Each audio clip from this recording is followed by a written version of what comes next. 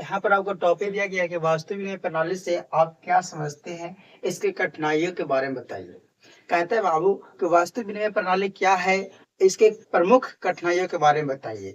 आप लोग ध्यान समझने का प्रयास करिए, मैं आपको ध्यान समझाने का प्रयास करूंगा कि आखिर वास्तु पर विनिमय प्रणाली आखिर क्या होता है। तो हम लोग समझते हैं कि वास्तु विनिमय प्रणाली आज नहीं, बहुत पहले हुआ करता था।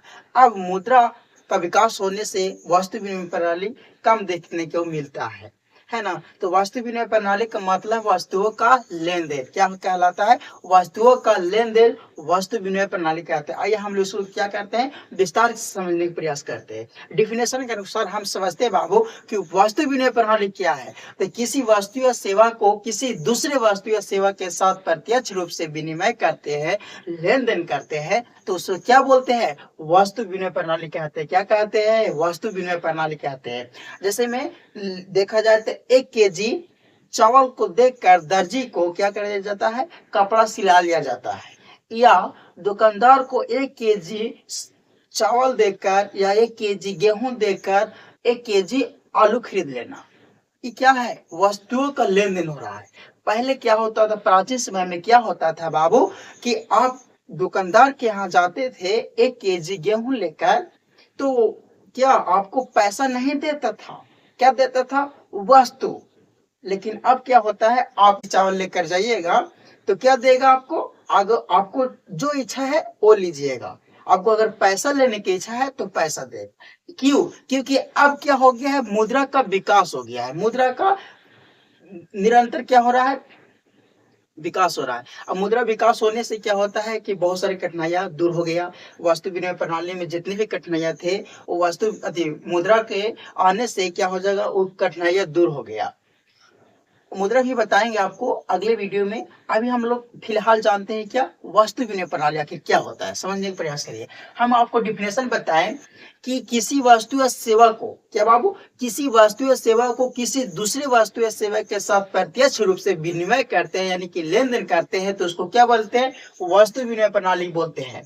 वास्तु विनिमय प्रणाली जैसे हम लोग एग्जाम्पल समझ, जैसे लड़की लोग अधिकतर अभी लोग करती है ना, कहती है, एक अपनी सहेली, लड़की अपनी सहेली से कहती है, ये सुन रही हो, आपको क्या बना है, तो लड़की सही उसकी सहेली बोलेगी, हमको घर दाल भात बना है।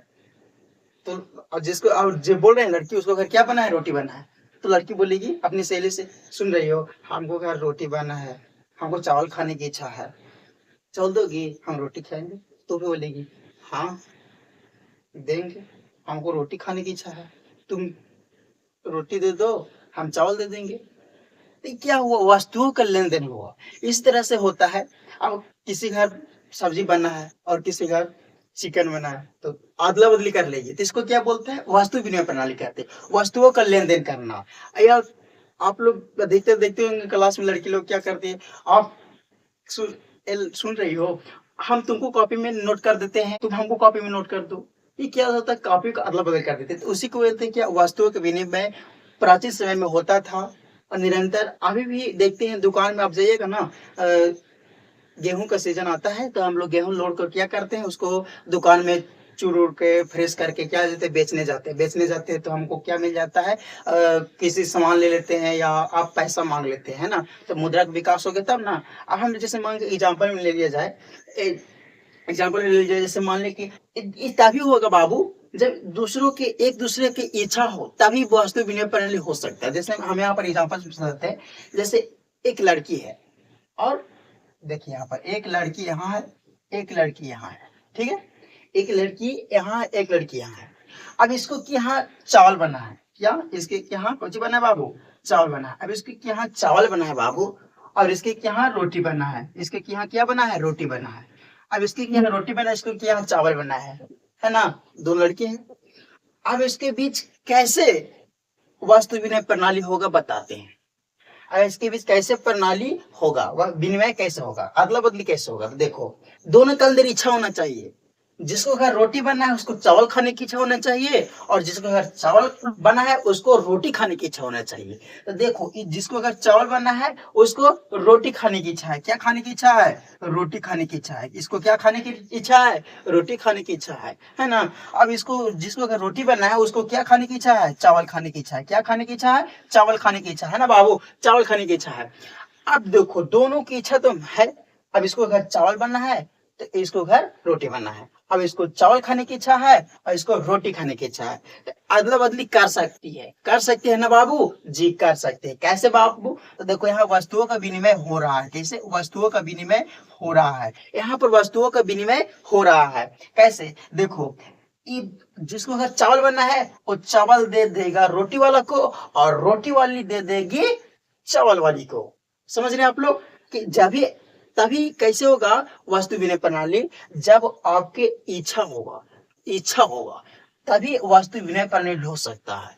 अगर मान लिया जाए यहाँ पर कि इसको अगर चावल बनना है और इसको रोटी खाने की इच्छा है, इसको यहाँ चावल बनना है और इसको क्या खाने की इच्छा है? रोटी खाने की इच्छा है। तो ये बोलेगी इसको से, ये सुन रही हो, हमको घर चावल बनना है, रोटी खाने की इच्छा है, तुमको घर क्या बनना है? तो हमको घर रोटी अभी चावल, हमको घर भी क्या बनना है? चावल बनना है। ये बोलेगी कि हमको घर क्या बनना है? चावल बनना है।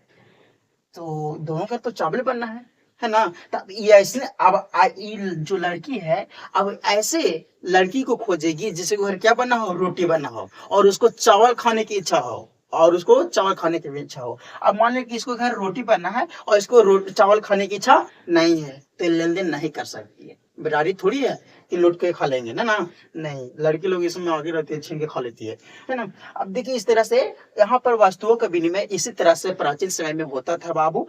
कि अब मेन दिक्कत है, देखो अब इसको कठिनाई के बारे में बताते हैं। तो कठिनाई तो यहाँ पर हम एग्जाम्पल समझा रहे थे ना। अब इसको कठिनाई में पहला हम जानेंगे बाबू, ले जाने में दिक्कत जो होता था, ले जाने में कठिनाइयां होता था। अगर किसी वस्तु को आप ले जा रहे हैं तो कठिनाइयां होगा, ले जाने में कठिनाइयां। लेकिन अब क्या होता है बाबू, मुद्रा का विकास हो गया तो अब क्या होता है कि आप अगर किसी वस्तु को एक स्थान से दूसरे स्थान तक ले जा रहे हैं तो आप पैसा दे दीजिए उसको, तो क्या हो जाएगा? मान जाएगा। तो कठिनाई नहीं हुआ। लेकिन पहले क्या होता था कि अगर मान लीजिए किसी जानवर को आप बैलगाड़ी से ले जा रहे हैं या किस एक स्थान से दूसरे स्थान पर ले जा रहे हैं, किसी कारण से ले जा रहे हैं वस्तुओं को, तो क्या है कि आपको पैसा नहीं देना है, उसके बदले क्या देना है? वस्तु ही देना है। क्या देना है? वस्तु ही देना है। जैसे मान लीजिए आप गेहूं ले जा रहे हैं एक स्थान से दूसरे स्थान पर, ले जाने में परेशानी हो रहा है ना। लेकिन अब क्या होता है मुद्रा के समय में कि आप अगर गेहूं ले जा रहे हैं 1 क्विंटल तो उसको आप बेचकर पैसा दे सकते हैं, है ना, ये मुद्रा के समय में। लेकिन पहले ऐसा नहीं होता था बाबू, ले जाने में कठिनाई होता था, किसी वस्तु को ले जाने में कठिनाई होता था। और दूसरा क्या है बाबू, रखने में कठिनाई होता था, किसी वस्तु को रखने में कठिनाई होता। जैसे मान लें कि आपके कि हाँ गेहूं का फसल अच्छा खासा हुआ, अब गेहूं का अच्छा खासा फसल हो गया, तब गोदाम में रख ले हैं गेहूं, गोदाम में रखा हुआ है गेहूं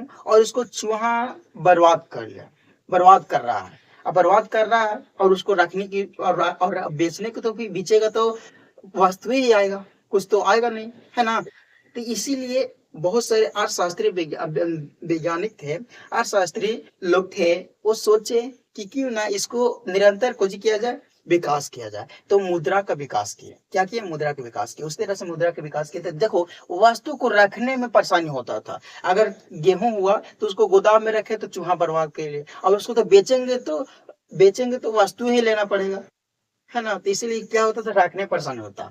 अब तीसरा है बाबू, बांटने में परेशानी। अब बांटने में परेशानी बाबू, जैसे मान ले कि एक पिता के 2 बेटे, ठीक। अब एक पिता के 2 बेटे हैं, अब उनके यहाँ एक गाय है। अब उसके पिता का देहांत हो जाता है तो 2 बेटा है बच्चे। अब 2 बेटा बच्चा, एक गाय है, उसको बंटवारा करना, तो गाय को तो काट नहीं सकते हैं, आधा तो बांट नहीं सकते हैं। तो क्या उसके बदले क्या होता था, बोली लगाया जाता था। क्या होता था? बोली लगाया था। तो गाय को, एक गाय है तो इसको कितना अनाज मिलेगा, कितना उसको कीमत लगे। तो देखो एक व्यक्ति बोलेगा कि हम 1 क्विंटल देंगे गेहूं अनाज, और दूसरा व्यक्ति बोलेगा मैं 2 क्विंटल देंगे चावल। तो 2 क्विंटल देगा तो इसको से बेच देगा। तो क्या आप सोचें, देखिए कैसे यहाँ पर कठिनाई हो रहा है कि गाय 2 क्विंटल के चावल का था नहीं, है ना। तो इसीलिए गाय इसको हो गया और 2 क्विंटल जो चावल है वो दोनों भाई आपस में क्या किया, बांट लिया, दोनों भाई का क्विंटल रख लिया। ये इस तरह से कठिनाई होता था क्या, वास्तु विनिमय प्रणाली में क्या होता था, पहले ले जाने में कठिनाई, रखने में कठिनाई और बांटने में कठिनाई। इसी तरह से और उसी से आप विनिमय कर सकते हैं जिसको जरूरत हो। आप उस सबसे मुख्य बात यह है कि आप उसी से विनिमय कर सकते हैं। वास्तु विनिमय प्रणाली में नियम था कि आप उसी के साथ विनिमय कर सकते हैं जिसको जिस चीज का जरूरत है। हमारे यहाँ पर आपको पता है ना कि जिसको अगर चावल बना है, जिसको अगर क्या बना है, लड़की लोग इसमें तो आगे रहती है ना, इसमें लड़की लोग, जिसको अगर चावल बना है और इसको यहाँ रोटी बना है, तो इसको रोटी खाने की इच्छा है और इसको क्या खाने की इच्छा है, चावल खाने की इच्छा है, तभी इन दोनों में क्या हो सकता है, वास्तु विनिमय प्रणाली हो सकता है। अगर आपको कि यहाँ रोटी बना है, क्योंकि यहाँ चावल बना है, तो क्या बताइए, हमको रोटी खाने की इच्छा है और आपको चावल खाने की इच्छा है, तो आप हमको क्या रोटी दे सकते हैं, चावल ले सकते हैं। तो आपको मैच किया था ना। वास्तु विनिमय प्रणाली यही कहता है, इसका नियम यही कहता है कि एक व्यक्ति तो बोलता है कि किसी वस्तु या सेवा को किसी दूसरी वस्तु या सेवा के साथ प्रत्यक्ष रूप से लेन देन करना ही वास्तु विनिमय प्रणाली कहलाता है। समझ रहे हैं आप लोग। इसी तरह से आप लोग पढ़ते रहिए, आगे बढ़ते रहिए। फिर मिलेंगे अगले वीडियो में, तब तक धन्यवाद। एक बात और कहते हैं बाबू कि अगला वीडियो में हम लोग आएंगे, मुद्रा के बारे में विस्तार से पढ़ेंगे। हम लोग पढ़ें अभी कौन सी वास्तु विनिमय प्रणाली, वास्तु विनिमय प्रणाली को हम लोग विस्तार से समझ गए हैं। आप लोग, उम्मीद है कि आप लोग अच्छे से समझे होंगे। ठीक है।